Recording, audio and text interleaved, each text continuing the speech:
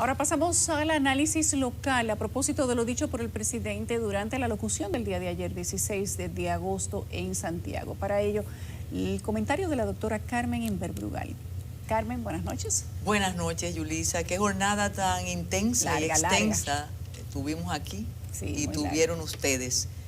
No sé, pero y sé que nunca actúa con intención maleva, pero ver todas estas noticias previas y pensar en el oasis, como que no sé, me mortificó un poco.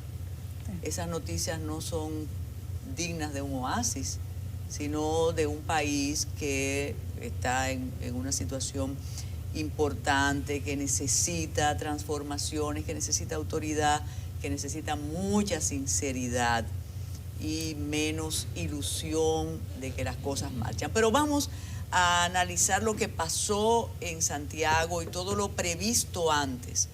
Habida cuenta de un panel que creo que debemos reeditar un miércoles de estos, cuando hablaban unos expertos de esa exposición extraordinaria que ha querido siempre tener el presidente de la República.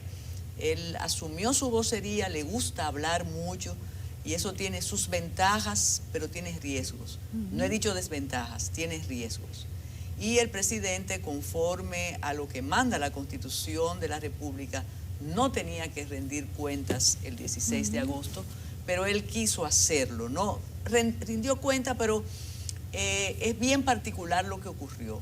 Yo tengo mi idea del contexto y del pretexto para hacer todo lo que se hizo ayer. Por ejemplo, si hubiera sido una conmemoración del inicio de la Guerra de la Restauración, el discurso debió ser en Capotillo y hubiera sido de verdad algo antológico, sobre todo con todos los pendientes que tenemos en esa zona, toda esa abandonada zona fronteriza.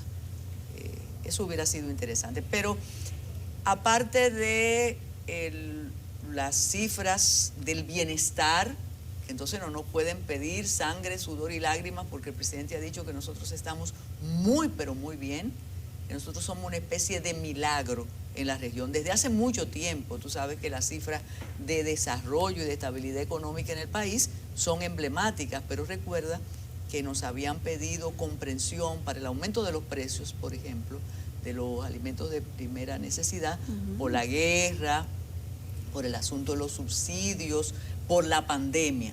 Pero el presidente habló de unas cifras realmente extraordinarias y promisorias, positivas, y de eso se han encargado desde que terminó el discurso hasta ahora los economistas, el análisis financiero de la misma. Yo quisiera referirme a lo político, Yulisa. No fue casual que el presidente eligiera tu patria chica, Santiago, para esto. Sin lugar a dudas, comienza la campaña para la repostulación del presidente de la República, y es en Santiago porque supuestamente en Santiago el alcalde, que es un precandidato del Partido de la Liberación Dominicana para la escogencia de su candidato a la presidencia, tiene números aceptables. Entonces el presidente o sus asesores le dijeron: no, espérese, el alcalde es alcalde, pero usted es el presidente. Vaya a Santiago y marque su territorio, independientemente de que Santiago es, todo lo que sabemos, el corazón de la isla, el corazón del Cibao, y es una zona de producción, de desarrollo sencillamente extraordinaria y encomiable. La vicepresidenta es santiaguera y no una santiaguera cualquiera, y por ejemplo se me ocurre que el ministro administrativo, José Ignacio Paliza, a pesar de su origen puertoplateño, tiene vínculos muy estrechos. El actual ministro de Educación, con Santiago. Exactamente. Sí, salud también. De salud o sea, hay una conjunción de ese sector que ha sido tan importante desde antes del 16 de agosto del 2020 hasta ahora. Son sectores muy poderosos, muy eficientes, que permiten el equilibrio y mantener la narrativa triunfalista del cambio. ¿Qué ocurre? Ese optimismo extremo del presidente nos coloca enfrente de su optimismo. Y decimos entonces, el presidente dejó de lado el tema haitiano por primera vez. Tú sabes que él ha enarbolado esa bandera en el plano internacional y ha permitido que los sectores más diversos del país se le unan al presidente con ese discurso de defensa del territorio y demás. Pero al parecer él ha preferido que ese discurso sea buscando respaldo internacional, pero aquí lo ha amortizado, porque ya él tiene los sectores recalcitrantes con él, pero además ahora tiene funcionarios que tienen otra visión del problema dominico-haitiano. Entonces, para evitar posiblemente confrontación, él pasó como así, habló del muro, pero mientras construyen el muro, nuestras calles se están llenando de indocumentados cada vez más. La semana pasada, CDN, en 55 minutos con usted y yo aquí, mostraba, por ejemplo, la ocupación del Parque Enriquillo. Y esa es una muestra de muchos botones. ¿Te acuerdas en el Licey, los muestrarios que tenían las tiendas de todos los botones? Eso es una muestra pequeña. Escuchaba unos amigos diciendo cómo comunidades fronterizas cada vez tienen menos dominicanos y más haitianos. Entonces ese tema ahora no era bueno tocarlo, pero hay algo muy, muy sensible, que es lo que tiene que ver con la seguridad ciudadana y la violencia. El presidente siempre ha sido muy optimista, igual que el ministro de Interior y Policía. Recuerda que una vez Yubake dijo que ya en Cristo Rey no había delincuencia. Y el sacerdote le dijo, no, espérese, eso no es así. Entonces, él habló de esa reforma policial, cueste lo que cueste, pero no se refirió al Código Penal. Hasta drones va a haber para la reforma policial. Sí, todo. Y mañana él va a hablar otra vez porque va a inaugurar una APP de vigilancia para evitar el crimen y la delincuencia y demás. Pero, ¿qué es lo que se plantea a partir de ahora? Que estamos en campaña, Yulisa, y que el presidente ha jugado una carta, y hoy tenemos invitado a un político aquí. Él ha jugado una carta. ¿Tú has jugado dominó? Sí. ¿Y tú eres buena en dominó? Sí. Entonces, sí, tú eres fría. Sí. Porque a mí me da la impresión que él se ha abierto dos frentes. Él eligió dos frentes opositores. Y eso, como le comentaba a Jaime Ariste y a usted, tiene sus riesgos. Primer riesgo, él había hecho una especie de coquetería electoral con el presidente Fernández. Recuerda que después del mes del triunfo del cambio, hubo una taumaturgia con el respaldo de todas las fuerzas vivas de la nación, sin razón, y al presidente Fernández le dieron unos senadores. ¿Usted se acuerda? Sí. Rápido, eso fue parte, igual que todo ese... Había mucha cordialidad. Mucha.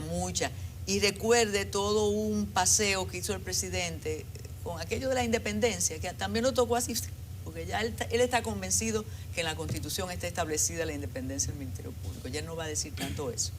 Entonces, ¿usted se acuerda cómo se conformó la Junta Central Electoral, el TC, la Cámara de Cuentas?